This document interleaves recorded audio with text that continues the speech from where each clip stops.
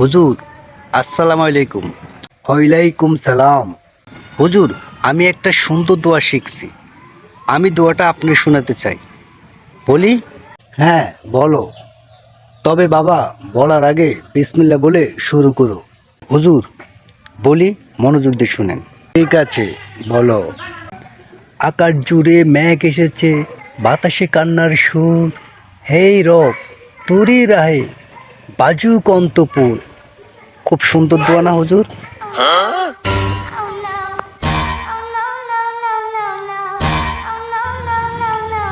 খুব সুন্দর, খুব সুন্দর। বেয়াদব, এইটা কোনো দোয়া না, এটা হলো আবেগী প্রেমের কবিতা। না না হুজুর, আপনি ভুল বুঝেন না।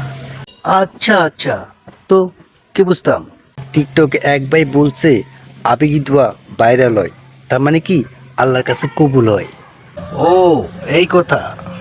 তোকে মসজিদে নয়, তোকে নাট্যকলা ডিপার্টমেন্টে ভর্তি করা লাগবে। বেয়াদব কোথাকার। শোনো বাবা, আবেগ নয়, জ্ঞানী পরদোয়া।